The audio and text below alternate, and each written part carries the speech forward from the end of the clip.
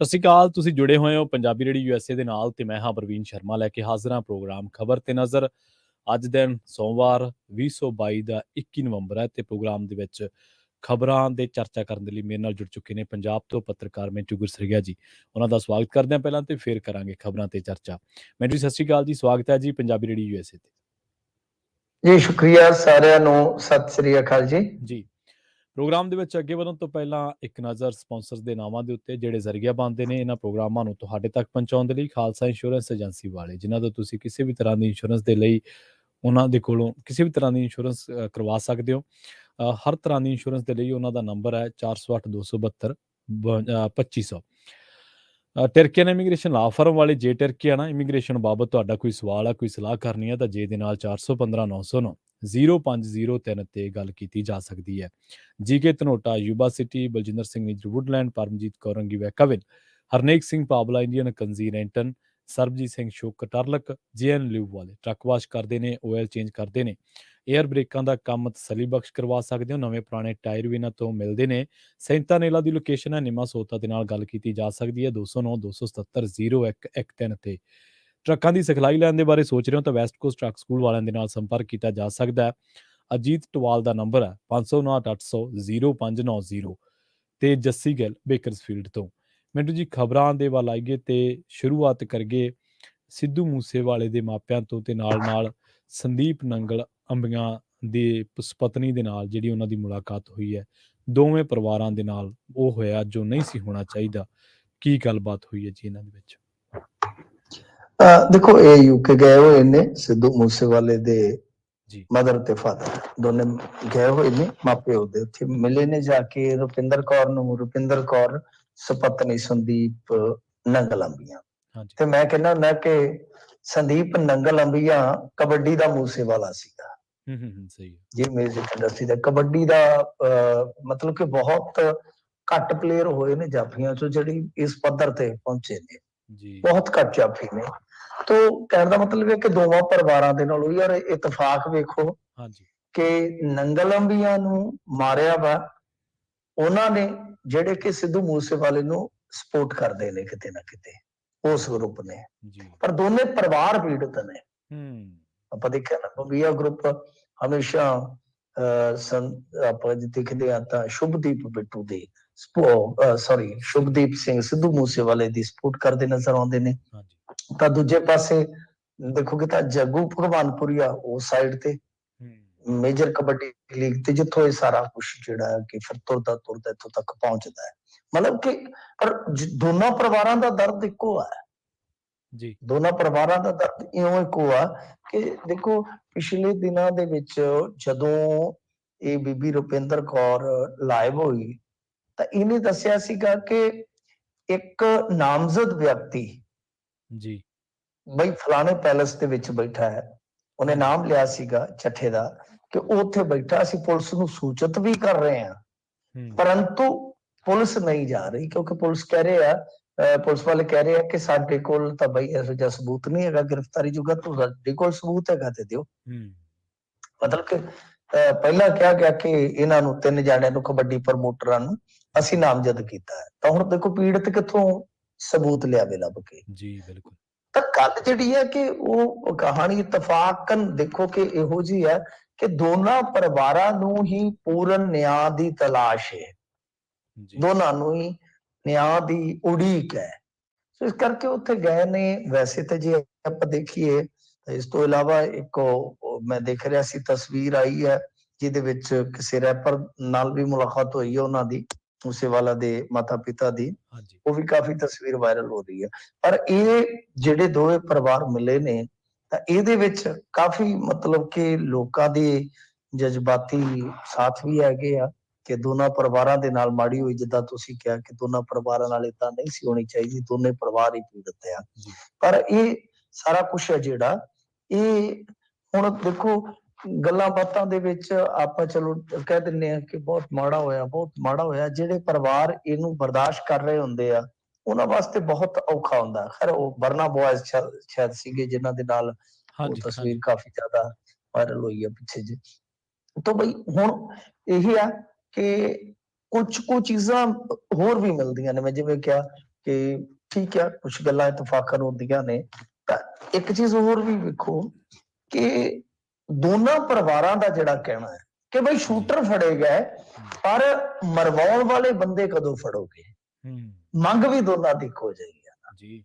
ਵਿਚਾਰ ਵਟਾਂਦਰਾ ਹੁਣ ਪਤਾ ਨਹੀਂ ਵਿਚਾਰਿਆਂ ਨੇ ਕੀ ਕੀਤਾ ਹੋਏਗਾ, ਪਰ ਜ਼ਾਰਾ ਜੀ ਗੱਲ ਹੈ ਕਿ ਆਪੋ ਆਪਣੇ ਦੁੱਖ ਰੋਏ ਹੋਣਗੇ, ਆਪੋ ਆਪਣੇ ਕੇਸਾਂ ਦੀ ਗੱਲ ਕੀਤੀ ਹੋਏਗੀ। ਤਾਂ ਖੈਰ ਦੇਖਦੇ ਆ ਅੱਗੇ ਕੀ ਨਿਕਲਦਾ ਹੈ। ਪਰ ਸਿੱਧੂ ਮੂਸੇਵਾਲੇ ਦਾ ਇੱਧਰ ਜਿਹੜਾ ਗੀਤ ਇੱਕ ਰੋਕਿਆ ਗਿਆ ਸੀਗਾ ਜਾਂਦੀ ਵਾਰ, ਉਹ ਰੋਕ ਵੀ ਫਿਲਹਾਲ ਵਧਾ ਦਿੱਤੀ ਗਈ ਆ, ਉਸ ਰੋਕ ਨੂੰ ਵਧਾ ਦਿੱਤਾ ਗਿਆ। ਤਾਂ ਇਸ ਦਰਮਿਆਨ ਜਿਵੇਂ ਹੀ ਯੂਕੇ ਗਏ ਨੇ, ਬੀਬੀ ਰੁਪਿੰਦਰ ਦੇ ਨਾਲ ਇਹਨਾਂ ਦੀ ਮੁਲਾਕਾਤ ਹੋਈ ਆ, ਤਾਂ ਨਾਲ ਦੀ ਨਾਲ ਡੀਜੀਪੀ ਦਾ ਵੀ ਬਿਆਨ ਆ ਗਿਆ ਸੀਗਾ। ਸ਼ਾਇਦ ਇਹਨਾਂ ਚੀਜ਼ਾਂ ਦੇ ਮੱਦੇ ਨਜ਼ਰ ਆਇਆ ਹੋਵੇਗਾ, ਤੁਸੀਂ ਸਹਿਜੇ ਅੰਦਾਜ਼ਾ ਲਾ ਲਓਗੇ ਕਿ ਉਹਨਾਂ ਨੇ ਕਿਸੇ ਸੰਦਰਭ ਚ ਬਿਆਨ ਦਿੱਤਾ ਹੋਵੇਗਾ। ਤਾਂ ਉਹਦੇ ਚ ਉਹ ਕਹਿ ਰਹੇ ਸਨ ਕਿ ਬਹੁਤ ਜਲਦੀ ਗੋਲਡੀ ਬਰਾੜ ਨੂੰ ਅਸੀਂ ਪੰਜਾਬ ਲੈ ਆਵਾਂਗੇ ਜੀ, ਯਾਨੀ ਡੀਜੀਪੀ ਨੂੰ। ਤਾਂ ਇਸ ਸੰਦਰਭ ਚ ਸ਼ਾਇਦ ਬਿਆਨ ਆਇਆ, ਕਿਉਂਕਿ ਮੈਂ ਜਿਵੇਂ ਕਿਹਾ ਕਿ ਉਹ ਬਹੁਤ ਵੱਡੀਆਂ ਤਸਵੀਰਾਂ ਨੇ, ਚਾਹੇ ਬੀਬੀ ਰੁਪਿੰਦਰ ਕੌਰ ਦੇ ਨਾਲ ਸਿੱਧੂ ਮੂਸੇਵਾਲੇ ਦੇ ਮਾਪਿਆਂ ਦਾ ਮਿਲਣਾ ਹੋਵੇ, ਜਾਂ ਜਿਹੜੇ ਉਹ ਬਰਨਾ ਬॉयਜ਼ ਨੇ, ਜਾਂ ਹੋਰ ਉੱਥੇ ਪ੍ਰੋਗਰਾਮ ਜਿਹੜੇ ਉਹ ਲਿਖੇ ਜਾ ਰਹੇ, ਉਹ ਧਿਆਨ ਤੇ ਖਿੱਚਦੇ ਆ ਨਾ ਲੋਕਾਂ ਦਾ। ਤਾਂ ਸ਼ਾਇਦ ਉਹਨਾਂ ਨੇ ਇਸੇ ਕਰਕੇ ਬਿਆਨ ਦੇਣਾ ਜਿਹੜਾ ਵਾਜਬ ਸਮਝਿਆ ਕਿ ਇਸ ਮੌਕੇ ਤੇ ਅਸੀਂ ਬਿਆਨ ਦਈਏ, ਜਿਹੜਾ ਮੁਨਾਸਿਬ ਹੋਏਗਾ ਦੇਣਾ ਵੀ। ਤਾਂ ਉਹਨਾਂ ਨੇ ਕਿਹਾ ਕਿ ਅਸੀਂ ਗੋਲਡੀ ਬਰਾੜ ਨੂੰ ਲੈ ਕੇ ਆ ਰਹੇ, ਨਹੀਂ ਤਾਂ ਅਦਰਵਾਈਜ਼ ਤੁਹਾਨੂੰ ਪਤਾ ਕਿ ਬਈ ਪੰਜਾਬ ਪੁਲਿਸ ਦੀ ਤਾਂ ਕੋਈ ਪੇਸ਼ ਹੀ ਨਹੀਂ ਚੱਲਦੀ ਹਵਾਲਗੀ ਵਾਲੇ ਮਾਮਲੇ ਚ। ਸਾਰਾ ਕੁਝ ਕਰਨਾ ਖਤਰਨਾ ਜਿਹੜਾ ਹੁੰਦਾ ਉਹ ਕੇਂਦਰ ਸਰਕਾਰ ਨੇ ਕਰਨਾ ਹੁੰਦਾ, ਵਿਦੇਸ਼ ਮੰਤਰਾਲੇ ਨੇ ਕਰਨਾ ਹੁੰਦਾ। ਤਾਂ ਦੇਖੋ ਅੱਗੇ ਕੀ ਬਣਦਾ। ਪਰ ਦੋਨਾਂ ਪਰਿਵਾਰਾਂ ਦੀਆਂ ਇਹ ਜਿਹੜੀਆਂ ਤਸਵੀਰਾਂ ਨੇ ਜਾਂ ਜਿਹੜੀ ਮੁਲਾਕਾਤ ਹੈ ਕਾਫੀ ਚਰਚਿਤ ਰਹੀ। ਜੀ ਜੀ। ਅਗਲੀ ਖਬਰ ਦੇ ਵੱਲ ਵਧੀਏ ਮਿੰਟੂ ਜੀ। ਨਾਇਬ ਤਹਿਸੀਲਦਾਰ ਭਰਤੀ ਘੁਟਾਲੇ ਮਾਮਲੇ ਦੇ ਵਿੱਚ ਆਖਰ ਨਾਇਬ ਵੀ ਚੁੱਕ ਲਏ ਗਏ ਆ ਜੀ। ਦੇਖੋ ਇਹ ਜਿਹੜੀ ਭਰਤੀ ਹੋਈ ਸੀਗੀ, ਇਹਦੇ ਵਿੱਚ ਪਹਿਲਾਂ ਤਾਂ ਸ਼ੁਰੂ 'ਚ ਇਹਨਾਂ ਨੇ ਪੀਪੀਐਸਸੀ ਵਾਲਿਆਂ ਨੇ ਜਾਂ ਪੰਜਾਬ ਸਰਕਾਰ ਨੇ ਕਿਹਾ ਸੀਗਾ ਕਿ ਨਹੀਂ ਨਹੀਂ ਸਾਰਾ ਕੁਝ ਠੀਕ ਹੋਇਆ ਜੀ, ਸਾਰਾ ਕੁਝ ਠੀਕ ਹੋਇਆ। ਇਹ ਨਾਇਬ ਤਹਿਸੀਲਦਾਰ ਰੱਖਣੇ ਸੀਗੇ 78 ਸ਼ਾਇਦ, ਤੇ ਉਦੋਂ ਰੌਲਾ ਪੈ ਗਿਆ ਜਦੋਂ ਇਹ ਜਿਹੜੀ ਮੈਰਿਟ ਆਈ ਤੇ ਉਹ ਜਿਹੜੇ ਜਰਨਲ ਸੀ ਉਹਨਾਂ ਦੇ ਵਿੱਚੋਂ ਲਾ ਲਓ 11-12 ਇਸ ਤਰ੍ਹਾਂ ਦੇ ਬੰਦੇ ਸੀਗੇ ਜਿਹੜੇ ਕਿ ਨਖਿੱਧ ਮੇਰੇ ਵਰਗੇ ਨਲਾਇਕ ਆਦਮੀ ਸੀਗੇ, ਜਿਨ੍ਹਾਂ ਨੇ ਪਿਛਲੀਆਂ ਪ੍ਰੀਖਿਆਵਾਂ ਦੇ ਵਿੱਚ ਇੱਕ ਐਵਰੇਜ ਸਟੂਡੈਂਟ ਤੋਂ ਵੀ ਬਿਲੋ ਪ੍ਰਦਰਸ਼ਨ ਕੀਤਾ ਸੀਗਾ। ਮਤਲਬ ਕਿ ਜਿਹੜੀਆਂ ਭਰਤੀਆਂ ਦੇ ਪਿਛਲੇ 2-3 ਟੈਸਟ ਸਨ, ਉਹ ਸਭ ਦਾ ਧਿਆਨ ਖਿੱਚਿਆ ਗਿਆ ਕਿ ਬਈ ਐਸੀ ਕਿਹੜੀ ਗਿੱਦੜ ਸਿੰਘੀ ਇਹਨਾਂ ਦੇ ਹੱਥ ਲੱਗ ਗਈ ਆ, ਐਸੀ ਕਿਹੜੀ ਜੜੀ ਬੂਟੀ ਘੋਲ ਕੇ ਇਹਨਾਂ ਨੂੰ ਪਿਆ ਦਿੱਤੀ ਗਈ ਆ, ਐਸੇ ਕਿਹੜੇ ਤਵੀਤ ਡੋਲੇ ਦੇ ਨਾਲ ਬੰਨ ਦਿੱਤੇ ਗਏ ਆ ਕਿ ਜਿਹੜੇ ਬੰਦੇ ਬਿਲਕੁਲ ਨਖਿੱਧ ਤੇ ਨਲਾਇਕ ਨੇ ਉਹ ਇਸ ਪ੍ਰੀਖਿਆ ਦੇ ਟੌਪਰ ਬਣ ਗਏ ਕੁਝ ਹਫ਼ਤਿਆਂ ਬਾਅਦ ਹੀ। ਚਲੋ ਮਤਲਬ ਕਿ ਹੁੰਦਾ ਵੀ ਹੈ ਕਿ ਥੋੜਾ ਬਹੁਤਾ ਬੰਦਾ ਛੜੱਪਾ ਵੱਡਾ ਮਾਰ ਜਾਂਦਾ ਹੈ, ਕੋਈ 5% 10%, ਪਰ ਜਿਹੜੇ ਹੁਣ ਦੇਖੋ ਤਿਆਰੀ ਕਰਦੇ ਆ ਬੱਚੇ, ਤੁਹਾਨੂੰ ਪਤਾ ਹੀ ਹੈ ਨਾ ਕਿ ਉਹਨਾਂ ਨੂੰ ਇਹਨਾਂ ਚੀਜ਼ਾਂ ਦਾ ਕਿੰਨਾ ਜ਼ਿਆਦਾ ਇਲਮ ਹੁੰਦਾ ਹੈ ਕਿ ਆਉਣ ਯਾਰ ਕੀ ਕਰ ਰਿਹਾ, ਕਿੱਥੋਂ ਕੀ ਹੋ ਰਿਹਾ। ਤਾਂ ਉਹਨਾਂ ਨੇ ਜਦੋਂ ਰੌਲਾ ਪਾਇਆ, ਫਿਰ ਮੀਡੀਆ ਅਤੇ ਇਸ ਤੋਂ ਇਲਾਵਾ ਰਾਜਨੀਤੀ 'ਚ ਇਹ ਮੁੱਦਾ ਉੱਠਿਆ, ਮਾਮਲਾ ਦਰਜ ਹੋਇਆ। ਜਿੱਦਾਂ ਮੈਂ ਕਿਹਾ ਕਿ ਪਹਿਲਾਂ ਤੇ ਇਹਨਾਂ ਨੇ ਕਿਹਾ ਕਿ ਨਹੀਂ ਜੀ ਕੁਛ ਨਹੀਂ ਹੈ, ਸਾਰਾ ਕੁਝ ਠੀਕ ਠਾਕ ਹੋਇਆ ਵਾ, ਪਰੰਤੂ ਬਾਅਦ ਦੇ ਵਿੱਚ ਫਿਰ ਇਹਨਾਂ ਨੇ ਆਪ ਹੀ ਪੀਸੀ ਕਰਕੇ ਦੱਸਿਆ ਕਿ ਜੀ ਨਕਲ ਚੱਲ ਗਈ ਸੀਗੀ। ਜਦੋਂ ਨਕਲ ਚੱਲ ਗਈ ਤਾਂ ਫਿਰ ਠੀਕ ਹੈ ਕਿ ਮੈਰਿਟ ਤਾਂ ਉਦਾਂ ਦੀ ਬਣਨੀ ਸੀਗੀ। ਫਿਰ ਜਦੋਂ ਇਹਨਾਂ ਨੂੰ ਪੁੱਛਿਆ ਗਿਆ ਕਿ ਚਲੋ ਤੁਸੀਂ ਕਰਵਾਉਣ ਵਾਲੇ ਬੰਦੇ ਤੇ ਫੜ ਲਏ, ਮੁੰਨਾ ਬਾਈ ਫੜ ਲਏ ਤੇ ਫਲਾਣੇ ਉਹਨਾਂ ਦੇ ਸਾਥੀ ਵੀ ਫੜ ਲਏ, ਕਿ ਜਿਹੜੇ ਬੰਦਿਆਂ ਨੇ ਤੁਸੀਂ ਆਪ ਦੱਸ ਰਹੇ ਹੋ ਕਿ 20 ਤੋਂ 22 ਲੱਖ ਰੁਪਈਆ ਦਿੱਤਾ, ਹਾਲਾਂਕਿ ਕੁਛ ਇਹ ਵੀ ਦਾਅਵੇ ਆ ਰਹੇ ਨੇ ਕਿ 20 ਤੋਂ 40 ਲੱਖ ਤੱਕ ਰੁਪਈਆ ਦਿੱਤਾ ਗਿਆ ਇਸ ਕੰਮ ਵਾਸਤੇ। ਉਹ ਕਰਦੇ ਕਿਵੇਂ ਸਨ? ਮਤਲਬ ਕਿ ਕੋਈ ਯੰਤਰ ਦੇ ਦਿੰਦੇ ਸਨ ਕਿ ਜਰਾਬਾਂ ਜਰੂਬਾਂ 'ਚ ਪਾ ਕੇ ਲੈ ਜਾਓ। ਹੁਣ ਇਹ ਵੀ ਇੱਕ ਵੱਡਾ ਸਵਾਲ ਹੈ ਕਿ ਇੱਥੇ ਕੜੇ ਤੱਕ ਤੇ ਲੁਹਾ ਲੈ ਜਾਂਦੇ ਕਈ ਵਾਰ ਗੁਰਸਿੱਖ ਬੱਚੇ ਬੱਚੀਆਂ ਦੇ, ਰੌਲਾ ਪੈਂਦਾ ਤੇ ਜਰਾਬਾਂ ਚੈੱਕ ਨਹੀਂ ਕੀਤੀਆਂ ਜਾਂਦੀਆਂ। ਫਿਰ ਉੱਥੇ ਮਤਲਬ ਕਿ ਇਹਨਾਂ ਨੇ ਡੰਮੀ ਉਮੀਦਵਾਰ ਬਿਠਾਏ ਹੁੰਦੇ ਜਿਹੜੇ ਕਿ ਕੈਮਰਿਆਂ ਨਾਲ ਕਲਿੱਕ ਕਰਦੇ ਫੋਟੋਆਂ, ਜਿਵੇਂ ਅੱਜ ਕੱਲ ਪੈਨ ਦੇ ਵਿੱਚ ਕੈਮਰਾ ਹੁੰਦਾ ਹੈ, ਹਾਂਜੀ, ਉਹ ਫਿਰ ਮਤਲਬ ਕਿ ਦੱਸ ਦਿੰਦੇ। ਤਾਂ ਫਿਰ ਇਹ ਜਿਹੜਾ ਉਮੀਦਵਾਰ ਅਸਲੀ ਉਮੀਦਵਾਰ ਜਿਹਦੇ ਪੈਸੇ ਦਿੱਤੇ ਹੁੰਦੇ, ਤਾਂ ਉਹ ਇੱਕ ਵਾਰੀ ਖੰਘਦਾ ਤਾਂ ਇਹ ਜਿਵੇਂ ਕੁਐਸਚਨ ਪੇਪਰ ਆਉਂਦੇ ਆ, A ਕੈਟਾਗਰੀ ਦਾ, B ਕੈਟਾਗਰੀ ਦਾ, ਮਤਲਬ ਕਿ ਇਕੱਠੇ ਨਹੀਂ ਆਉਂਦੇ ਹੁੰਦੇ। ਆਪਾਂ ਨੂੰ ਪਤਾ ਇੱਕ ਨੂੰ ਛੱਡ ਕੇ A, ਇੱਕ ਨੂੰ ਛੱਡ ਕੇ B, ਏਦਾਂ ਜਾਂਦਾ ਹੁੰਦਾ ਹੈ।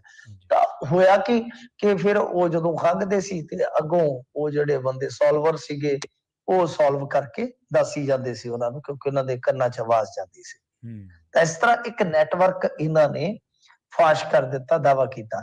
ਪਰ ਵੱਡਾ ਸਵਾਲ ਇਹ ਸੀਗਾ ਕਿ ਬਾਈ ਜਿਹੜੇ ਬੰਦੇ ਇਸ ਤਰ੍ਹਾਂ ਦਾ ਜੁਗਾੜ ਕਰ ਗਏ ਨੇ, ਤੁਸੀਂ ਉਹਨਾਂ ਨੂੰ ਕਦ ਫੜੋਗੇ, ਤੁਸੀਂ ਉਹਨਾਂ ਨੂੰ ਕਦੋਂ ਪਕੜੋਗੇ? ਤਾਂ ਫਿਰ ਹੁਣ ਇਹਨਾਂ ਨੇ 2 ਫੜ ਲਏ ਨੇ। ਹਾਲਾਂਕਿ 2 ਦਾ ਰਿਮਾਂਡ ਖਤਮ ਹੋ ਗਿਆ, ਉਹਨਾਂ ਨੂੰ ਸ਼ਾਇਦ ਜੁਡੀਸ਼ੀਅਲ ਵੀ ਕਰ ਦਿੱਤਾ ਜਾਏਗਾ, ਪਰੰਤੂ ਜਿਹੜੇ ਦੂਸਰੇ ਨੇ ਹਾਲੇ ਪਹੁੰਚ ਤੋਂ ਬਾਹਰ ਆ। ਤਾਂ ਕਿਉਂਕਿ ਇਹਨਾਂ ਨੇ ਨੈਬ ਲੱਗਣਾ ਸੀ, ਨੈਬ ਤਕਰੀਬਨ ਲੱਗ ਚੁੱਕੇ ਸੀ, ਸਾਰਾ ਕੰਮ ਡਨ ਹੋ ਗਿਆ। ਤਾਂ ਜਦੋਂ ਇਹ ਭਰਤੀ ਦਾ ਸਾਰਾ ਗੜਬੜ ਚਾਲਾ ਫੜਿਆ ਗਿਆ, ਹੁਣ ਇਹਨਾਂ ਨੂੰ ਅੰਦਰ ਜਾਣਾ ਪਵੇਗਾ। ਪਰ ਤੁਸੀਂ ਸੋਚੋ, ਜੇਕਰ ਇਹ ਬੰਦੇ ਸੀਟਾਂ ਤੇ ਬੈਠ ਜਾਂਦੇ, ਚੇਅਰਾਂ ਤੇ ਬੈਠ ਜਾਂਦੇ, ਤਾਂ ਕੀ ਨਿਆਂ ਕਰਦੇ, ਕੀ ਆਪਣੀ ਡਿਊਟੀ ਦਿੰਦੇ? ਉਹਨਾਂ ਨੇ ਤਾਂ ਸਭ ਤੋਂ ਪਹਿਲਾਂ ਜਿਹੜਾ 20, 30, 40 ਲੱਖ ਰੁਪਈਆ ਜਿੰਨਾ ਵੀ ਭਰਿਆ ਸੀਗਾ ਉਹ ਵਸੂਲ ਕਰਨਾ ਸੀ, ਫਿਰ ਉਸ ਤੋਂ ਬਾਅਦ ਹੀ ਕੋਈ ਦੇਖਦੇ। ਤਾਂ ਇਹ ਭਰਤੀ ਘੁਟਾਲਾ, ਔਰ ਇੱਕ ਐਸਾ ਭਰਤੀ ਘੁਟਾਲਾ ਹੈ ਜਿਨੇ ਪਿੱਛੇ ਜੋ ਭਰਤੀ ਘੁਟਾਲੇ ਹੋਏ ਆ ਉਹਨੂੰ ਇੱਕ ਵਾਰੀ ਫਿਰ ਪ੍ਰਮਾਣਿਤ ਕੀਤਾ ਕਿ ਸਿਲਸਿਲਾ ਚੱਲੀ ਜਾਂਦਾ ਹੈ, ਪੜਾਅ ਦਰ ਪੜਾਅ। ਜਿਹੜੀ ਭਰਤੀ ਆਉਂਦੀ ਉਹਦੇ ਵਿੱਚ ਕੁਛ ਨਾ ਕੁਛ ਨਿਕਲ ਆਉਂਦਾ। ਤਾਂ ਦੇਖਦੇ ਆ ਹੁਣ ਅੱਗੇ ਕੀ ਨਿਕਲਦਾ। ਪਰ 2 ਉਮੀਦਵਾਰ ਹੀ ਇਹਨਾਂ ਨੇ ਚੁੱਕੇ, ਹਾਲੇ 10 ਦੇ ਕਰੀਬ ਜਿਹੜੇ ਆ ਉਹ ਬਾਕੀ ਨੇ ਫੜਨੇ। ਪਰ ਵੱਡਾ ਸਵਾਲ ਇਹ ਆ ਕਿ ਉਹ ਚਲਦੀ ਪੀਸੀ ਦੇ ਵਿੱਚ ਜਿਹੜੇ ਕਹਿ ਰਹੇ ਸਨ ਸ਼ੀਨਾ ਸਾਹਿਬ ਕਿ ਦੇਖੋ ਜੀ ਇਸ ਤਰ੍ਹਾਂ ਦਾ ਕੋਈ ਹੋਰ ਮਾਮਲਾ ਨਹੀਂ ਹੈਗਾ ਨਕਲ ਦਾ, ਜਦ ਕਿ ਇਹਨਾਂ ਦੇ ਆਪਣੇ ਪਟਿਆਲਾ ਪੁਲਿਸ ਦੇ ਆਪਣੇ ਹੀ ਥਾਣੇ ਦੇ ਵਿੱਚ 192 ਨੰਬਰ FIR ਦਰਜ ਆ, ਜਿਹੜੀ ਪਿਛਲੇ 1-2 ਮਹੀਨਿਆਂ ਦੀ ਆ, ਜਿਹਦੇ ਵਿੱਚ ਇਹਨਾਂ ਨੇ ਖੁਦ ਦਰਜ ਕੀਤਾ ਹੋਇਆ ਕਿ ਇੱਕ ਭਰਤੀ ਘੁਟਾਲਾ ਜਿਹੜਾ ਕੋਆਪਰੇਟਿਵ ਸੁਸਾਇਟੀ ਦੇ ਇੰਸਪੈਕਟਰ ਸ਼ਾਇਦ ਰੱਖਣੇ ਸਨ, ਉਹਦੇ ਵਿੱਚ ਵੀ ਹੋਇਆ। ਜੀ ਮਿੰਟੂ ਜੀ, ਅਗਲੀ ਖਬਰ ਦੇ ਵੱਲ ਵਧੀਏ ਤੇ ਗੱਲ ਕਰੀਏ ਅਸਲੇ ਦੀ। ਪਿਛਲੇ ਦਿਨਾਂ ਤੋਂ ਅਸਲੇ ਬਾਰੇ ਸਰਕਾਰ ਦੇ ਕਦਮ ਕਾਫੀ ਚਰਚਾ ਦੇ ਵਿੱਚ ਆ। ਪੰਜਾਬ ਦੇ ਵਿੱਚ ਹੁਣ ਅਸਲੇ ਤੇ ਐਕਸ਼ਨ ਵੀ ਸ਼ੁਰੂ ਹੋ ਗਿਆ ਜੀ, ਤੇ ਜਲੰਧਰ ਦੇ ਵਿੱਚ ਗਾਜ਼ ਡਿੱਗੀ ਹੈ ਜੀ। ਹਾਂ ਜੀ, ਦੇਖੋ ਇਹਦੇ ਤੇ ਅੱਜ ਦਿਨ ਪਰ ਰਾਜਨੀਤੀ ਜਿਹੜੀ ਆ ਕਾਫੀ ਭਾਰੂ ਰਹੀ ਆ। ਮਸਲਾ ਇਹ ਹੈ ਕਿ ਅਮਰਿੰਦਰ ਸਿੰਘ ਰਾਜਾ ਵੜਿੰਗ ਨੇ ਅਮਰਤਪਾਲ ਸਿੰਘ ਦੀ ਇੱਕ ਤਸਵੀਰ ਵੀ ਪਾਈ ਹੋਈ ਆ, ਜਿਹਦੇ ਵਿੱਚ ਉਹਨਾਂ ਨੇ ਸਵਾਲ ਚੁੱਕੇ ਨੇ ਕੁਛ ਕਿ ਬਾਈ ਠੀਕ ਹੈ ਧਰਮ ਦਾ ਪ੍ਰਚਾਰ ਕਰੋ, ਪਰ ਜਿਹੜੇ ਹਥਿਆਰਾਂ ਦੀ ਪ੍ਰਦਰਸ਼ਨੀ ਲਾ ਕੇ ਤੁਸੀਂ ਮੈਸੇਜ ਦਿੰਦੇ ਹੋ ਤਾਂ ਇਹਦੇ ਨਾਲ ਨੌਜਵਾਨ ਜਿਹੜੇ ਆ ਉਹ ਗਲਤ ਦਿਸ਼ਾ ਵੱਲ ਜਾ ਸਕਦੇ, ਅਸੀਂ ਅੱਗੇ ਵੀ ਸੰਤਾਪ ਹੰਡਾਇਆ ਵਗੈਰਾ ਵਗੈਰਾ।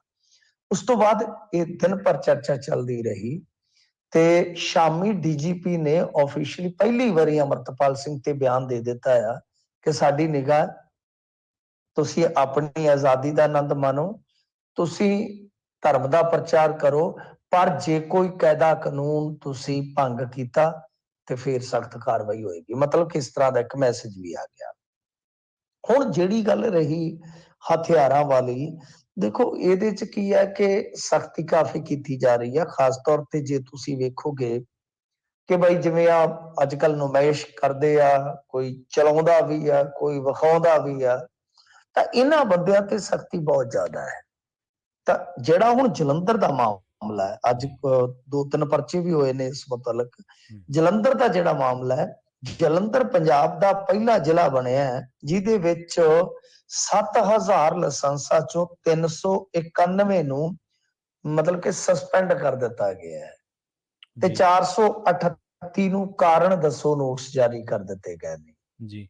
ਤਾਂ ਇਹ ਜਿਹੜਾ ਰਿਵਿਊ ਇਹਨਾਂ ਨੇ ਸਿਸਟਮ ਲਿਆਂਦਾ ਤਾਂ ਉਹਦੇ ਵਿੱਚ ਇਹ ਇੱਕ ਵੱਡੀ ਕਾਰਵਾਈ ਹੈ। ਤੇ ਇਹਦਾ ਮਤਲਬ ਹੈ ਕਿ ਆਉਣ ਵਾਲੇ ਦਿਨਾਂ ਦੇ ਵਿੱਚ ਦੂਸਰੇ ਹੋਰ ਵੀ ਜ਼ਿਲ੍ਹਿਆਂ ਦੇ ਅੰਦਰ ਇਸ ਤਰ੍ਹਾਂ ਦੇ ਜਿਹੜੇ ਲਾਇਸੈਂਸ ਨੇ ਉਹ ਰੱਦ ਹੋ ਜਾਣਗੇ ਜਾਂ ਸਸਪੈਂਡ ਹੋ ਜਾਣਗੇ ਜਾਂ ਉਹਨਾਂ ਦਾ ਨੋਟਿਸ ਦਾ ਜਵਾਬ ਦੇਣਾ ਪਵੇਗਾ। ਹੁਣ ਦੇਖੋ ਗੱਲ ਕੀ ਹੈ ਕਿ ਆ ਬੀਤੇ ਦਿਨ ਦੀ ਗੱਲ ਆ, ਅੰਮ੍ਰਿਤਸਰ ਦੇ ਵਿੱਚ ਤੁਸੀਂ ਸ਼ਾਇਦ ਵੀਡੀਓ ਦੇਖ ਲਈ ਹੋਏਗੀ, ਜੇ ਨਹੀਂ ਤਾਂ ਤੁਹਾਡੇ ਅੱਗੇ ਆਈ ਜਾਣੀ ਆ ਕਿ ਸ਼ਰੇਆਮ ਹੈ ਰਾਤ ਨੂੰ ਤੁਰੇ ਜਾਂਦਿਆਂ ਨੂੰ ਘੇਰ ਘੇਰ ਕੇ ਮੋਟਰਸਾਈਕਲਾਂ ਤੇ ਲੁੱਟ ਖੋਹ ਕਰ ਰਹੇ ਨੇ ਲੁਟੇਰੇ ਜੀ। ਤੇ ਇੱਕ ਥਾਂ ਤੇ ਕਾਰੋਬਾਰੀ ਜਿਹੜਾ ਬਚ ਗਿਆ ਕਿਉਂਕਿ ਉਹਦੇ ਕੋਲ ਆਪਣਾ ਵੈਪਨ ਸੀਗਾ। ਤਾਂ ਹਥਿਆਰਾਂ ਦੀ ਨੁਮਾਇਸ਼ ਆਪਾਂ ਮੰਨਦੇ ਆ ਕਿ ਮਾੜੀ ਆ, ਮੈਂ ਵੀ ਕਹਿੰਦਾ ਕਿ ਹਥਿਆਰਾਂ ਦੀ ਨੁਮਾਇਸ਼ ਜਿਹੜੀ ਨਹੀਂ ਕਰਨੀ ਚਾਹੀਦੀ, ਤੇ ਜਿਹੜੀ ਖਾਸ ਤੌਰ ਤੇ ਵਰਤੋਂ ਕਰਦੇ ਆਪਾਂ ਫਜ਼ੂਲ ਦੀ ਜਾ ਕੇ ਪੈਲਸਾਂ ਦੇ ਵਿੱਚ ਜਾਂ ਐਵੇਂ ਜਨਤਕ ਥਾਵਾਂ ਤੇ, ਉਹ ਨਹੀਂ ਹੋਣੀ ਚਾਹੀਦੀ। ਉਹਦੇ ਵਾਸਤੇ ਤੇ ਠੀਕ ਆ। ਪਰ ਜਿਹੜਾ ਰਿਵਿਊ ਵਾਲਾ, ਪਹਿਲੀ ਗੱਲ ਤੇ ਜੋ ਇਹ ਤਰਕ ਦਿੰਦੇ ਨੇ, ਇੱਕ ਪਾਸੇ ਤੇ ਕਹੀ ਜਾਂਦੇ ਆ ਕਿ ਪੰਜਾਬ ਬੜਾ ਪੀਸਫੁਲ ਸੂਬਾ, ਅਸੀਂ ਕੋਈ ਯੂਪੀ ਬਿਹਾਰ ਥੋੜੀ ਆ, ਤੇ ਦੂਸਰੇ ਪਾਸੇ ਫਿਰ ਏਡੀ ਵੱਡੀ ਕਾਰਵਾਈ। ਪਰ ਜੇ ਤੁਸੀਂ ਅੰਕੜਿਆਂ ਦੇ ਲਿਹਾਜ਼ ਨਾਲ ਦੇਖੋਗੇ ਕਿ ਜਿਹੜੀ ਗਨ ਵਾਇਲੈਂਸ ਹੈ, ਸਾਡੇ ਇੱਥੇ 21 ਦੇ ਵਿੱਚ ਮਹਿਜ਼ 518 ਗਨ ਵਾਇਲੈਂਸ ਦੇ ਮਾਮਲੇ ਜਿਹੜੇ ਦਰਜ ਹੋਏ ਆ, ਜਦ ਕਿ ਦਿੱਲੀ ਦੇ ਵਿੱਚ 1200 ਤੋਂ ਵੱਧ ਨੇ। ਤਾਂ ਤੁਸੀਂ ਯੂਪੀ ਬਿਹਾਰ ਦੇ ਨਾਲ ਤਾਂ ਕੰਪੇਅਰ ਕਰ ਲੈਂਦੇ ਹੋ ਖੁਦ ਨੂੰ, ਤਾਂ ਦਿੱਲੀ ਨਾਲ ਕੰਪੇਅਰ ਕਿਉਂ ਨਹੀਂ ਕਰਦੇ? ਤੇ ਜੇ ਕੰਪੇਅਰ ਕਰੋਗੇ ਤਾਂ ਫਿਰ ਦਿੱਲੀ 'ਚ ਨੀਤੀ ਸਭ ਤੋਂ ਪਹਿਲਾਂ ਲਾਗੂ ਕਰਨੀ ਚਾਹੀਦੀ ਸੀ, ਪੰਜਾਬ 'ਚ ਕਿਉਂ ਕਰ ਰਹੇ ਹੋ? ਕਿਉਂਕਿ ਇਹਦੇ ਨਾਲ ਹੋਣਾ ਕੀ ਹੈ ਪ੍ਰਵੀਨ ਜੀ, ਅੱਜ ਹੀ ਮੈਨੂੰ ਇੱਕ ਮਿੱਤਰ ਮਿਲਿਆ, ਉਹਨੇ ਦੱਸਿਆ ਕਿ ਬਈ ਮੈਂ ਬਹੁਤ ਪਰੇਸ਼ਾਨੀ 'ਚ ਆ। ਤੇ ਮੈਂ ਕਿਹਾ ਵੀ ਕਾਹਦੀ ਪਰੇਸ਼ਾਨੀ ਹੋ ਗਈ ਆ? ਉਹ ਕਹਿੰਦੇ ਵੀ ਜਿਹੜਾ ਇਹਨਾਂ ਨੇ ਫੈਸਲਾ ਲਿਆ। ਮੈਂ ਕਿਹਾ ਤੈਨੂੰ ਕਾਹਦੀ? ਬਈ ਚੰਗਾ ਵਧੀਆ ਸਰਦਾ ਪੁੱਜਦਾ ਆਦਮੀ ਹੈ ਤੂੰ। ਉਹ ਕਹਿੰਦਾ ਕਿ ਮੇਰੇ ਕੋਲ ਵੀ ਲਾਇਸੈਂਸ ਆ, ਪਰ ਰੌਲਾ ਇਸ ਗੱਲ ਦਾ ਕਿ ਇੱਕ ਤਾਂ ਮੈਂ ਵਿਰੋਧੀ ਪਾਰਟੀ 'ਚ ਆ, ਦੂਜਾ ਇਹ ਹੈ ਕਿ ਦੇਖੋ ਮੇਰੇ ਤੇ ਇੱਕ ਮੁਕੱਦਮਾ ਦਰਜ ਆ, ਪਰ ਗੱਲ ਇਹ ਆ ਕਿ ਉਹ ਮੁਕੱਦਮਾ ਸਾਡਾ ਅਸਲ ਦੁਸ਼ਮਣੀ ਦਾ ਕੰਮ ਆ। ਤੇ ਬਈ ਠੀਕ ਹੈ, ਲੜਾਈ ਝਗੜਾ ਹੋ ਗਿਆ ਤੇ ਹੋ ਗਿਆ। ਹੁਣ ਮੈਨੂੰ ਉਸ ਦੁਸ਼ਮਣੀ ਦੇ ਡਰ ਦੇ ਚੱਲਦੇ ਹਥਿਆਰ ਦੀ ਜ਼ਰੂਰਤ ਹੈ ਕਿ ਬਿਲਕੁਲ ਨਿਹੱਥਾ ਕਰ ਦੇਣਾ ਚਾਹੀਦਾ? ਮੈਂ ਕਿਹਾ ਗੱਲ ਤੇ ਬਾਈ ਤੁਹਾਡੀ ਸਹੀ ਹੈ, ਫਿਰ ਇੱਕੋ ਆਪਸ਼ਨ ਬਚਦਾ ਤੁਹਾਡੇ ਕੋਲ ਕਿ ਤੁਸੀਂ ਕੋਰਟ 'ਚ ਜਾਓ, ਹੋਰ ਤਾਂ ਕੋਈ ਆਪਸ਼ਨ ਹੀ ਨਹੀਂ। ਕਿਉਂਕਿ ਇਹਨਾਂ ਨੇ ਹੁਣ ਕੀ ਵੇਖਣਾ? ਇਹੀ ਵੇਖਣਗੇ ਨਾ ਕਿ ਜਾਂ ਤਾਂ ਜੀ ਤੁਹਾਡੀ ਰਿਪੋਰਟ ਨਹੀਂ ਸਹੀ ਹੋਈ, ਵੈਰੀਫਿਕੇਸ਼ਨ ਨਹੀਂ ਸਹੀ ਹੋਈ, ਤਦ ਵੀ ਸਸਪੈਂਡ। ਜੇ ਮੰਨ ਲਓ ਤੁਹਾਡੇ ਤੇ ਕੋਈ ਪਰਚਾ ਹੋ ਗਿਆ ਲੜਾਈ ਝਗੜੇ ਦਾ, ਤਦ ਵੀ ਤੁਹਾਨੂੰ ਕਹਿਣਗੇ ਕਿ ਤੇਰਾ ਤਾਂ ਕ੍ਰਿਮੀਨਲ ਰਿਕਾਰਡ ਹੈ, ਡੀਸੀ ਨੇ ਸੁਣਨੀ ਥੋੜੀ ਹੈ। ਜਦ ਕਿ ਕ੍ਰਿਮੀਨਲ ਰਿਕਾਰਡ ਠੀਕ ਹੈ, ਕ੍ਰਿਮੀਨਲ ਰਿਕਾਰਡ ਹੈਗਾ ਆ, ਪਰ ਗੱਲ ਇਹ ਆ ਕਿ ਜਿਹਦੀ ਕੋਈ ਲੜਾਈ ਝਗੜੇ ਵਾਲੀ ਕਹਾਣੀ ਚੱਲ ਰਹੀ ਆ, ਅਦਾਵਤ ਚੱਲ ਰਹੀ ਆ, ਦੁਸ਼ਮਣੀ ਚੱਲ ਰਹੀ ਆ, ਉਹਨੂੰ ਵੈਪਨ ਦੀ ਜ਼ਰੂਰਤ ਜ਼ਿਆਦਾ ਹੈ ਕਿ ਉਹਨੂੰ ਨਿਹੱਥਾ ਕਰਨਾ ਜਿਹੜਾ ਵਾਜਬ ਸਹੀ ਹੈ। ਤਾਂ ਇਸ ਤਰ੍ਹਾਂ ਦੇ ਮਾਮਲੇ ਜਿਹੜੇ ਉਹ ਵਧਣਗੇ। ਹਾਲਾਂਕਿ ਸ਼ੁਰੂਆਤੀ ਫੇਜ਼ ਹੈ, ਹਾਲੇ ਦੇਖਦੇ ਆ ਕਿ ਕੀ ਬਣਦਾ ਹੈ, ਪਰ ਮੈਨੂੰ ਲੱਗਦਾ ਕਿ ਇਹਦੇ ਨਾਲ ਬਹੁਤ ਸਾਰੇ ਮੁਕੱਦਮੇ ਜਿਹੜੇ ਅਦਾਲਤ 'ਚ ਵੀ ਚਲੇ ਜਾਣਗੇ। ਔਰ ਦੂਜੀ ਗੱਲ ਪ੍ਰਵੀਨ ਜੀ, ਇਹਨੂੰ ਇਸ ਪੱਖ ਤੋਂ ਵੀ ਲਓ ਨਾ ਕਿ ਫਰਜ਼ ਕਰੋ ਕਿਸੇ ਦਾ ਲਾਇਸੈਂਸ ਰੱਦ ਕਰ ਦਿੱਤਾ ਗਿਆ ਹੈ, ਤਾਂ ਹੁਣ ਅਸਲਾ ਲੈ ਕੇ ਕਿੱਥੇ ਜਾਏਗਾ? ਜਦੋਂ ਵੇਚਣ ਜਾਊਗਾ ਅਗਲੇ ਨੂੰ ਤੇ ਪਤਾ ਹੈ ਨਾ ਕਿ ਬਈ ਇਹਦਾ ਲਾਇਸੈਂਸ ਰੱਦ ਹੋ ਗਿਆ, ਤੇ ਉਹ ਕਹੇਗਾ ਵੀ ਤੇਰਾ ਲੱਖ ਦਾ ਵੈਪਨ ਹੈ, ਪਰ ਹੁਣ ਇਹ ਕੱਖ ਦਾ ਨਹੀਂ ਰਹਿ ਗਿਆ, ਮੈਂ ਤੇ ਤੈਨੂੰ 10,000 ਦੇਣਾ, ਲੈ ਜਾ, ਲਿਜਾਣਾ ਤੈਨੇ ਤੇ ਲੈ ਜਾ, ਚੁੱਕੀ ਫਿਰ। ਤੇ ਤੂੰ ਚੁੱਕੇਗਾ ਤੇ ਪੁਲਿਸ ਵਾਲੇ ਤੈਨੂੰ ਆਪੇ ਚੁੱਕ ਲੈਣਗੇ, ਕਿਉਂਕਿ ਹੁਣ ਤੇ ਇਲੀਗਲ ਵੈਪਨ ਹੈ, ਤੂੰ ਕੈਰੀ ਨਹੀਂ ਕਰ ਸਕਦਾ। ਕੀ ਕਰੋਗੇ? ਤਾਂ ਇਹ ਕਈ ਪਹਿਲੂ ਹੈਗੇ ਨੇ ਇਸ ਕਹਾਣੀ ਦੇ। ਖੈਰ ਦੇਖਦੇ ਹਾਂ ਅੱਗੇ ਕਿਸ ਦਿਸ਼ਾ ਵੱਲ ਜਾਂਦਾ ਮਾਮਲਾ, ਪਰ ਸਖਤੀ ਇਹਨਾਂ ਨੇ ਖਾਸੀ ਕਰ ਰੱਖੀ ਹੈ, ਖਾਸ ਤੌਰ ਤੇ ਨੁਮਾਇਸ਼ ਵਾਲੇ ਮਾਮਲੇ ਦੇ ਵਿੱਚ ਵੀ ਤੇ ਵਰਤੋਂ ਵਾਲੇ ਮਾਮਲੇ 'ਚ ਵੀ। ਪਰ ਅੱਜ ਇੱਕ ਪੁਲਿਸ ਵਾਲੇ ਦੇ ਵੀ ਫਾਇਰ ਕੱਢਦੇ ਦੀ ਵੀਡੀਓ ਆ ਗਈ, ਉਹਦੇ ਤੇ ਅਜੇ ਪੁਲਿਸ ਸੋਚਣ ਰਹੀ ਹੈ, ਕਹਿੰਦੇ ਕਾਰਵਾਈ ਕਰਨਗੇ। ਜਿਵੇਂ ਉਹ ਗਾਣਾ ਹੈ ਨਾ, ਸੋਚेंगे तुम्हें प्यार करें कि ना, ਇਹ ਵੀ ਕਹਿੰਦੇ ਕਿ ਕਾਰਵਾਈ ਹੁਣ ਸੋਚਾਂਗੇ, ਕਰਦੇ ਆ ਕਿੱਦਾਂ ਕਰਦੇ ਆ ਜੀ। ਨਿੱਜੀ ਹਸਪਤਾਲਾਂ ਦੀ ਗੱਲ ਕਰੀਏ ਮਿੰਟੂ ਜੀ, ਇੱਕ ਹੋਰ ਫਰਜ਼ੀਵਾੜਾ ਸਾਹਮਣੇ ਆਇਆ ਕੁਝ ਨਿੱਜੀ ਹਸਪਤਾਲਾਂ ਦਾ ਜੀ। ਹਾਂਜੀ ਦੇਖੋ, ਇਹ 8 ਨਿੱਜੀ ਹਸਪਤਾਲ ਹੈ ਜਿਨ੍ਹਾਂ ਨੇ ਫਰਜ਼ੀ ਬਿੱਲ ਪਾ ਕੇ ਇਲਾਜ ਤੇ ਹੋਰ ਜਿਹੜੇ ਇਹਨਾਂ ਦੇ ਹੁੰਦੇ ਨੇ ਉਪਕਰਨ, ਇਹਨਾਂ ਦਾ ਜ਼ਿਆਦਾ ਕਲੇਮ ਜਿਹੜਾ ਉਹ ਹਾਸਲ ਕੀਤਾ। ਦੇਖੋ ਆਯੁਸ਼ਮਾਨ ਸਕੀਮ ਚੱਲਦੀ ਹੈ ਉਰੇ, ਜਿਵੇਂ ਤੁਹਾਡੇ ਇਧਰ ਯੂਐਸ ਦੇ ਵਿੱਚ ਵੀ ਮੈਡੀਕੇਅਰ ਬਹੁਤ ਵੱਡੇ ਪੱਧਰ ਤੇ ਹੁੰਦਾ ਹੈ, ਹੈਲਥ ਦਾ, ਹੈਲਥ ਕੇਅਰ, ਇਹ ਸਾਰੇ ਸਿਸਟਮ ਚੱਲਦੇ ਨੇ ਵੱਖ-ਵੱਖ ਦੇਸ਼ਾਂ ਦੇ ਵਿੱਚ। ਤਾਂ ਇਦਾਂ ਹੀ ਬਈ ਇੱਥੇ ਵੀ ਆ ਆਯੁਸ਼ਮਾਨ ਚਲਾਇਆ, ਪਰ ਸਾਡੇ ਰੌਲਾ ਇਹ ਆ ਕਿ ਬੇੜਾ ਬਹਿ ਜਾਂਦਾ ਆ, ਬੇਈਮਾਨ ਲੋਕ ਜਿਹੜੇ ਆ ਉਹ ਸਕੀਮ ਨੂੰ ਸਕੀਮ ਲਾ ਜਾਂਦੇ ਆ। ਹੁਣ ਦੇਖੋ ਇਹ ਬੜੇ ਮਾਮਲੇ ਨੇ, ਪੰਜਾਬ ਦੇ ਵਿੱਚੋਂ ਹੀ ਨਹੀਂ, ਜੇ ਤੁਸੀਂ ਵੇਖੋਗੇ ਵੱਖ-ਵੱਖ ਰਾਜਾਂ ਚੋਂ ਇਸੇ ਤਰ੍ਹਾਂ ਦੇ ਫਰਜ਼ੀਵਾੜੇ ਨਿਕਲਦੇ ਆ। ਤਾਂ ਇਹ ਸਾਲ 2021 ਦੀ ਗੱਲ ਹੈ, ਵਿਜੀਲੈਂਸ ਬਿਊਰੋ ਨੂੰ ਸ਼ਿਕਾਇਤ ਗਈ ਸੀਗੀ, ਉਹਨਾਂ ਨੇ ਜਲੰਧਰ, ਕਪੂਰਥਲਾ, ਹੁਸ਼ਿਆਰਪੁਰ ਤੋਂ ਇਲਾਵਾ ਇੱਕ ਹੋਰ ਜ਼ਿਲ੍ਹੇ ਦੇ ਵਿੱਚ ਇਹ ਸਾਰਾ ਜਿਹੜਾ ਫਰਜ਼ੀਵਾੜਾ ਸੀਗਾ ਉਹਦੀ ਜਾਂਚ ਪੜਤਾਲ ਕੀਤੀ, ਤੇ ਜੋ ਅਦਾਇਗੀ ਹੋਈ ਉਹਨੂੰ ਗਲਤ ਪਾਇਆ ਗਿਆ ਜੀ। ਹੁਣ ਦੇਖੋ ਹੌਲੀ-ਹੌਲੀ ਆਪਣੇ ਪੰਜਾਬ 'ਚ ਜਿੱਦਾਂ ਤੁਹਾਨੂੰ ਪਤਾ ਹੀ ਆਯੁਸ਼ਮਾਨ ਵੈਸੇ ਡੋਲੀ ਜਾਂਦੀ ਆ ਸਰਕਾਰ ਆਉਣ ਤੋਂ ਬਾਅਦ, ਤਾਂ ਇਹ ਹੌਲੀ-ਹੌਲੀ ਫਿਰ ਜਦੋਂ ਇਸ ਤਰ੍ਹਾਂ ਦੀਆਂ ਠੱਗੀਆਂ ਠੋਰੀਆਂ ਵੱਧ ਜਾਂਦੀਆਂ, ਤਾਂ ਉਹ ਸਰਕਾਰਾਂ ਜਿਹੜੀਆਂ ਸਕੀਮ ਵਾਪਸ ਲੈ ਲੈਂਦੀਆਂ, ਫਿਰ ਉਹਦਾ ਖਮਿਆਜ਼ਾ ਕਿਹਨਾਂ ਨੂੰ ਭੁਗਤਣਾ ਪੈਂਦਾ ਹੈ। ਤੋ ਜੀ। ਇਹ ਕਿਤੇ ਨਾ ਕਿਤੇ ਆਪਾਂ ਕਹਿ ਸਕਦੇ ਹਾਂ ਕਿ ਸਾਡੇ ਇਸ ਮੁਲਕ ਦਾ ਦੁਖਾਂਤ ਹੈ ਕਿ ਜੇ ਕੋਈ ਚੱਜ ਦੀ ਸਕੀਮ ਚੱਲਦੀ ਵੀ ਆ, ਇਹਦੇ ਵਿੱਚ ਗਰੀਬ ਬੰਦਾ 4-5 ਲੱਖ ਤੱਕ ਇਲਾਜ ਕਰਵਾ ਲੈਂਦਾ, ਸਕੀਮ ਮਾੜੀ ਨਹੀਂ ਹੈਗੀ। ਪਰ ਜਿਹੜਾ ਹਾਂ ਕੰਮ ਚੱਲ ਪਿਆ, ਕਦੋਂ ਕੁ ਤੱਕ ਸਮਾਂ ਚੱਲੂਗਾ ਇਹ? ਹੂੰ। ਕਦੋਂ ਕੁ ਤੱਕ ਇਸ ਤਰ੍ਹਾਂ ਇਹ ਸਾਰੀ ਲੁੱਟ ਖਸੁੱਟ ਜਾਰੀ ਰਹਿ ਕੇ ਅਖੀਰ ਜਾਂ ਤਾਂ ਸਕੀਮ ਜਿਹੜੀ ਉਹ ਬਿਲਕੁਲ ਧਾਰਾਸ਼ਾਹੀ ਹੋ ਜਾਏਗੀ, ਜਾਂ ਕੋਈ ਬਚੀ ਖੁਚੀ ਮਾੜੀ ਮੋਟੀ ਚੱਲੇਗੀ ਤੇ ਕੇਂਦਰ ਸਰਕਾਰ ਪੈਰ ਖਿੱਚਣ ਲੱਗ ਪਏਗੀ। ਤੋ ਇਹ ਆ ਕਿ ਸਾਡੇ ਇੱਥੇ ਦੇਖੋ, ਵੈਸੇ ਤੇ ਆਪਾਂ ਦੇਖਦੇ ਹਾਂ ਠੱਗੀਆਂ ਠੋਰੀਆਂ ਬਹੁਤ ਨੇ, ਹੇਰਾਫੇਰੀਆਂ ਬਹੁਤ ਨੇ, ਪਰ ਹੈਰਾਨਗੀ ਦੀ ਗੱਲ ਹੁੰਦੀ ਹੈ ਕਿ ਸਾਡੇ ਇੱਥੇ ਮੈਡੀਕਲ ਜੀ। ਖੇਤਰ ਦੇ ਵਿੱਚ ਤੇ ਬਹੁਤ ਜ਼ਿਆਦਾ ਲੁੱਟ ਮੱਚੀ ਹੋਈ ਆ। ਹੂੰ। ਬੀਤੇ ਦਿਨੀ ਪ੍ਰਵੀਨ ਜੀ, ਹੂੰ, ਹੂੰ। ਇੱਥੋਂ ਇੱਕ MBBS ਡਾਕਟਰ, ਜੀ। ਇੱਕ ਇੰਜੀਨੀਅਰ, ਇੱਕ ਹੋਰ ਸੀ ਕੋਈ ਪੜ੍ਹਿਆ ਲਿਖਿਆ MBA ਸ਼ਾਇਦ, ਹੂੰ, ਹੂੰ। ਤਾਂ ਇਹਨਾਂ ਸਾਰਿਆਂ ਨੇ ਇਹ ਕੰਮ ਸ਼ੁਰੂ ਕੀਤਾ ਸੀਗਾ। ਜਿਹੜੇ ਆਪਾਂ ਕਿਸਾਨ ਅੰਦੋਲਨ ਦੇ ਦੌਰਾਨ ਦੇਖੇ ਆ ਸਿੰਘੂ ਸਟੇਜ ਵਗੈਰਾ, ਇਸ ਏਰੀਏ ਚੋਂ ਨੂੰ ਆ ਕੇ ਹਰਿਆਣੇ ਚ, ਤਾਂ ਇਹਨਾਂ ਨੇ ਆਪਣੀ ਫੈਕਟਰੀ ਲਾ ਰੱਖੀ ਸੀਗੀ ਕਿ ਹਿਸਾਬ ਲਾ ਲਓ ਕੈਂਸਰ ਤੱਕ ਦੀ ਦਵਾਈ ਜਿਹੜੀ ਆ ਉਹ ਨਕਲੀ ਬਣਾ ਰਹੇ ਸੀ, ਜੀ। ਤਾਂ ਕਈ ਦੇਸ਼ਾਂ ਨੂੰ ਸਪਲਾਈ ਕਰ ਰਹੇ ਸੀਗੇ। ਹੂੰ। ਤਾਂ ਮੈਡੀਕਲ ਖੇਤਰ ਦੇ ਵਿੱਚ ਇੱਥੇ ਬਹੁਤ ਜ਼ਿਆਦਾ ਇਹ ਸਾਰਾ ਕੁਝ ਜਿਹੜਾ ਚੱਲਦਾ ਪਿਆ, ਇਹ ਠੀਕ ਨਹੀਂ ਹੈ। ਹੂੰ। ਤਾਂ ਕਿਉਂਕਿ ਦੇਖੋਗੇ ਤਾਂ ਸਾਡੇ ਤਾਂ ਇੱਥੇ ਲੋਕਾਂ ਦੀ ਪਹਿਲਾਂ ਹੀ ਬਹੁਤ ਵੱਡੀ ਸਮੱਸਿਆ ਨਾ ਹੈਲਥ, ਜੀ। ਬਹੁਤ ਵੱਡਾ ਬਜਟ ਖਰਚ ਹੁੰਦਾ ਹੈ। ਜੇ ਇਸ ਤਰ੍ਹਾਂ ਦਾ ਕਿਤੇ ਕੋਈ ਸਹਾਰਾ ਮਿਲਦਾ ਹੈ ਤੇ ਉਸ ਸਹਾਰੇ ਨੂੰ ਵੀ ਖੋਹ ਲੈਣਗੇ ਤੇ ਫਿਰ ਅੱਗੇ ਬਣੂਗਾ ਕੀ? ਹੂੰ।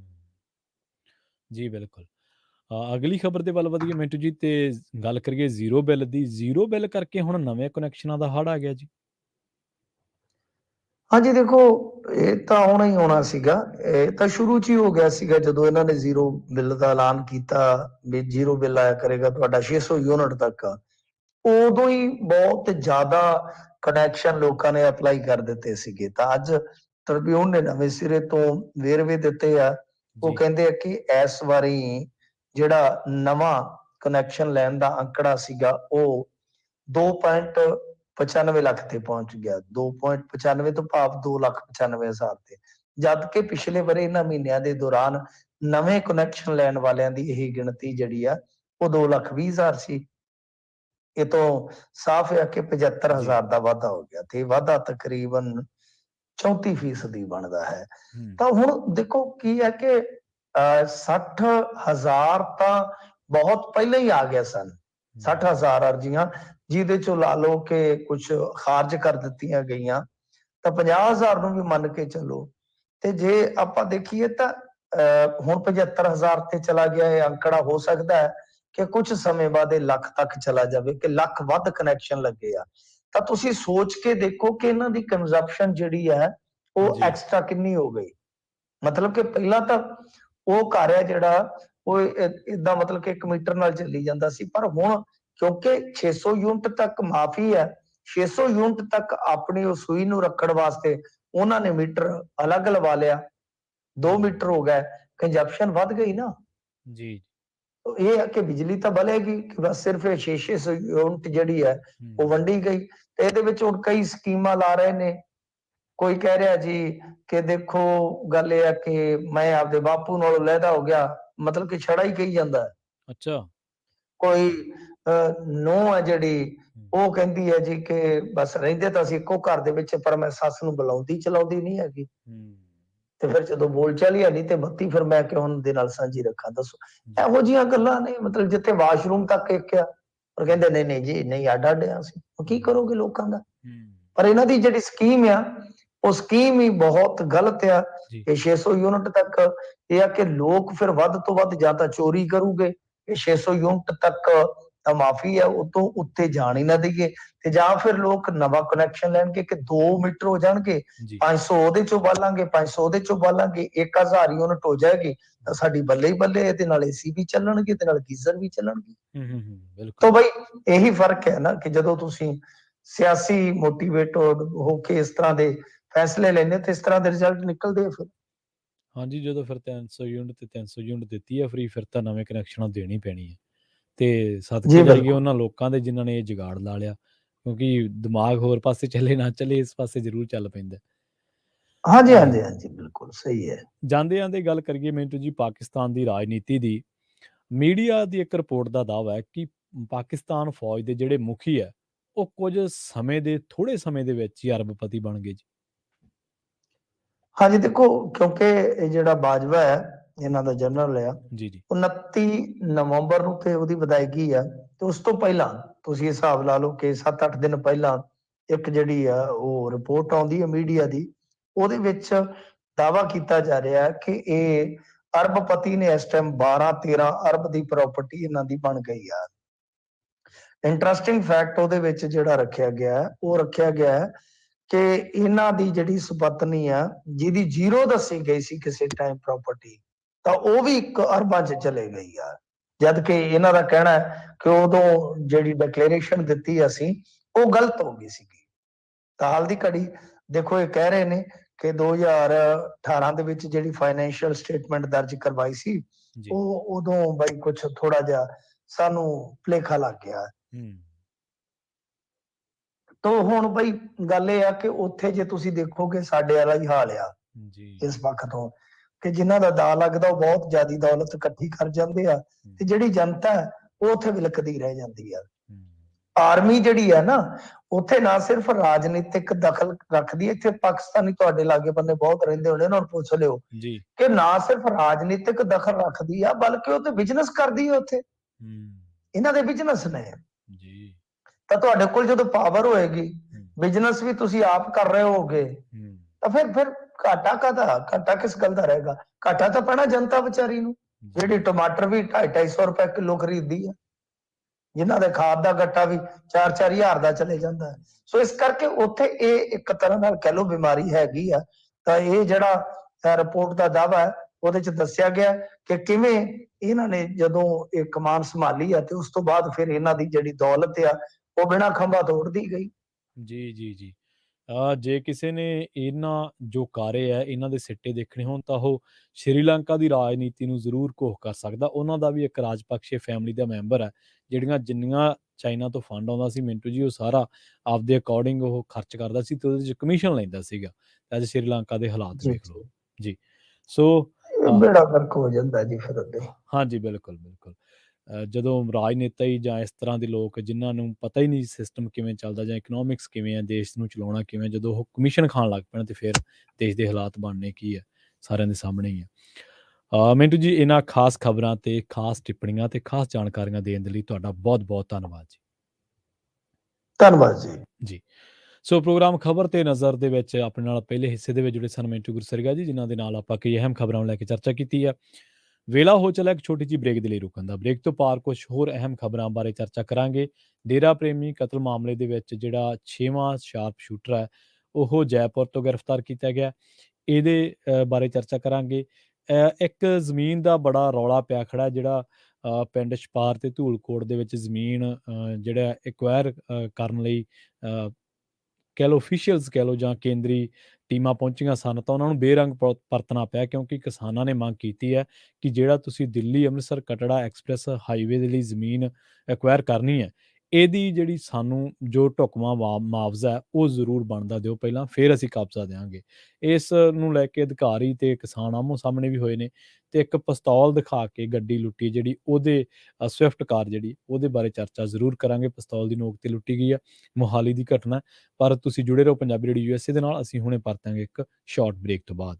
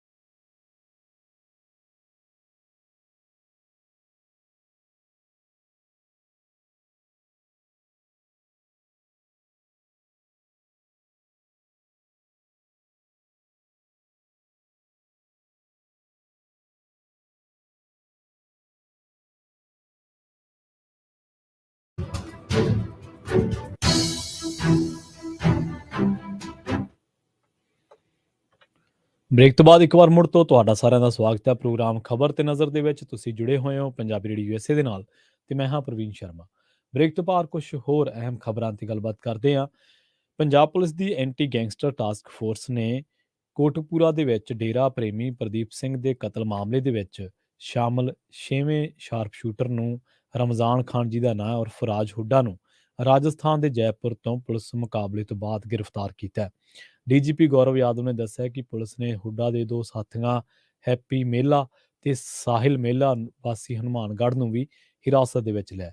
ਇਹਨਾਂ ਤੋਂ 2 ਪਿਸਤੌਲ ਵੀ ਬਰਾਮਦ ਕੀਤੇ ਗਏ ਨੇ।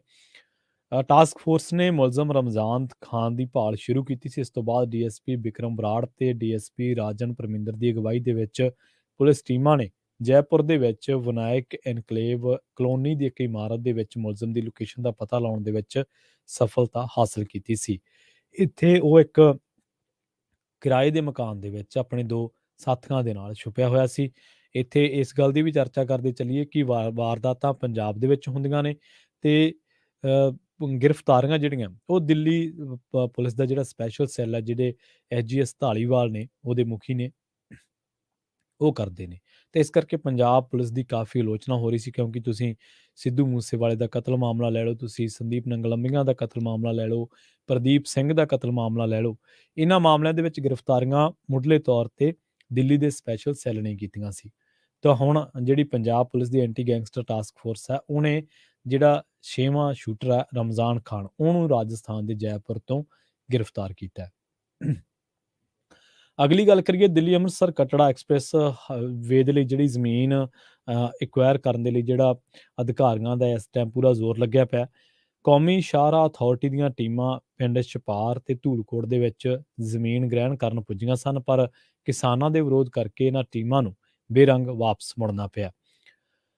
ਪ੍ਰਸ਼ਾਸਨ ਅਤੇ ਅਥਾਰਟੀ ਦੇ ਅਧਿਕਾਰੀਆਂ ਨੇ ਦਿੱਲੀ ਅੰਮ੍ਰਿਤਸਰ ਕਟੜਾ ਐਕਸਪ੍ਰੈਸ ਵੇ ਦੇ ਲਈ ਜ਼ਮੀਨ ਗ੍ਰਹਿਣ ਕਰਨ ਦੇ ਲਈ ਆਉਣਾ ਸੀ। ਇਸ ਗੱਲ ਦੀ ਭਿਣਕ ਕਿਸਾਨ ਜਥੇਬੰਦੀਆਂ ਨੂੰ ਵੀ ਲੱਗ ਗਈ ਸੀ।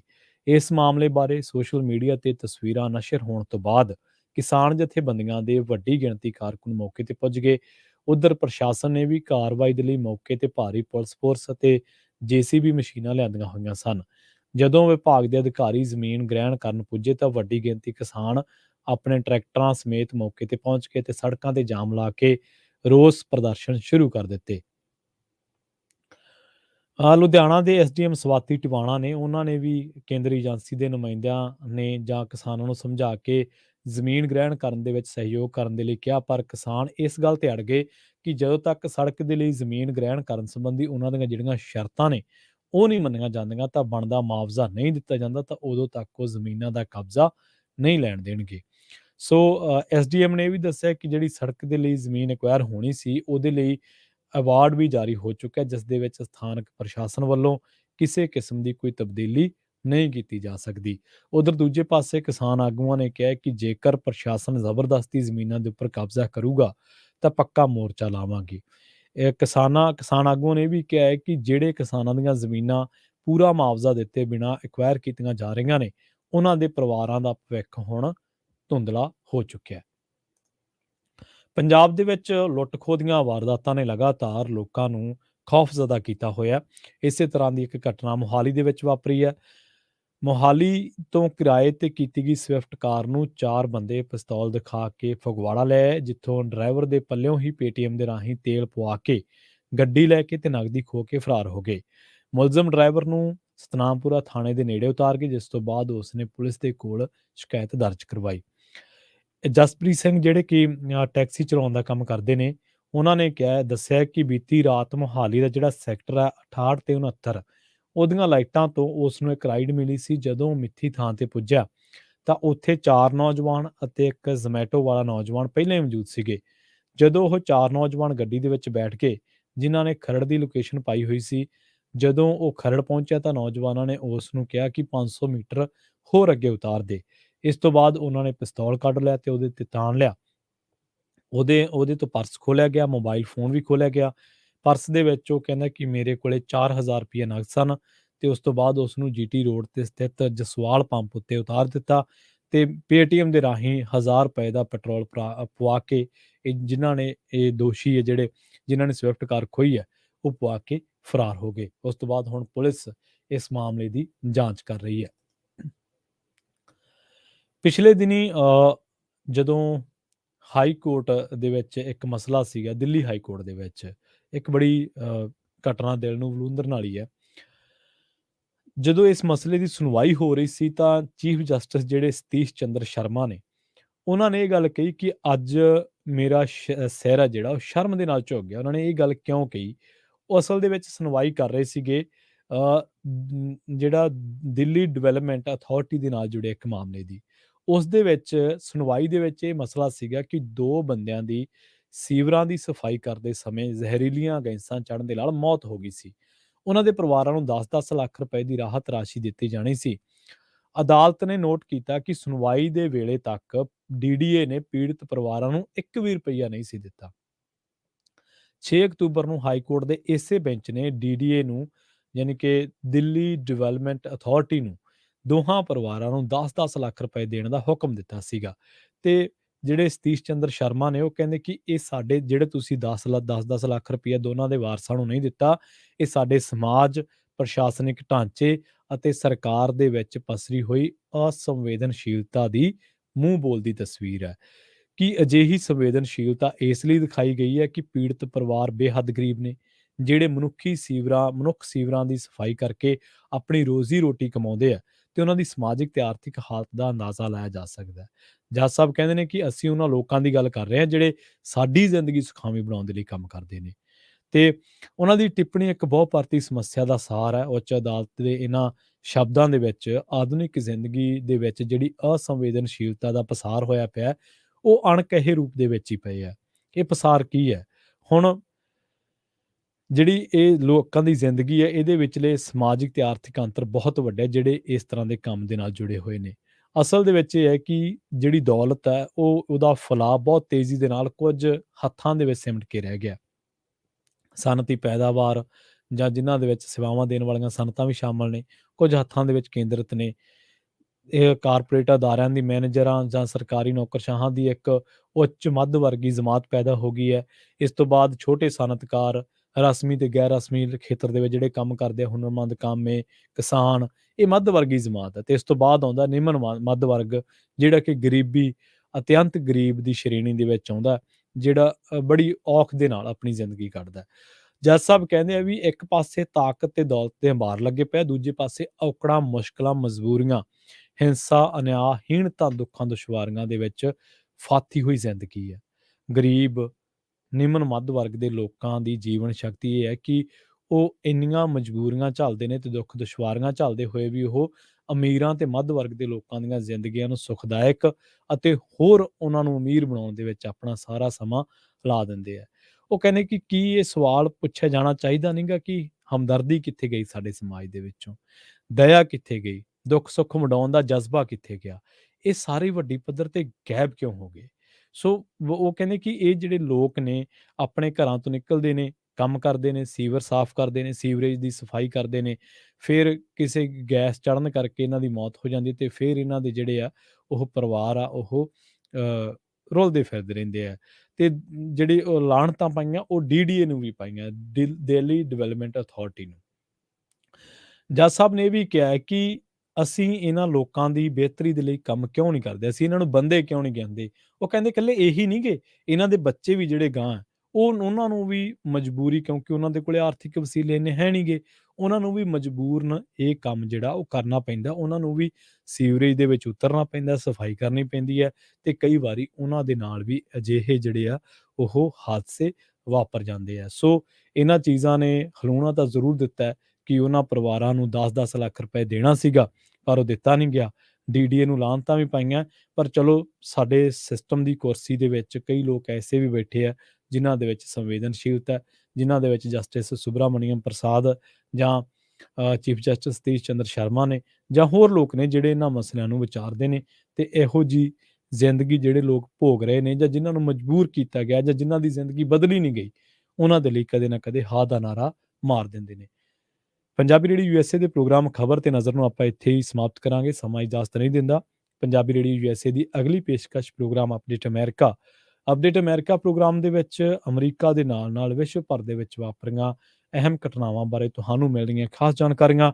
ਜੁੜੇ ਰਹੋ ਪੰਜਾਬੀ ਰੇਡੀਓ USA ਦੇ ਨਾਲ। ਤੇ ਆਖਿਰ ਦੇ ਵਿੱਚ ਇੱਕ ਵਾਰ ਫਿਰ ਤੋਂ ਤੁਹਾਨੂੰ ਸਭ ਨੂੰ ਪਿਆਰ ਸਤਿਕਾਰ ਸਹਿਤ ਸਤਿ ਸ਼੍ਰੀ ਅਕਾਲ।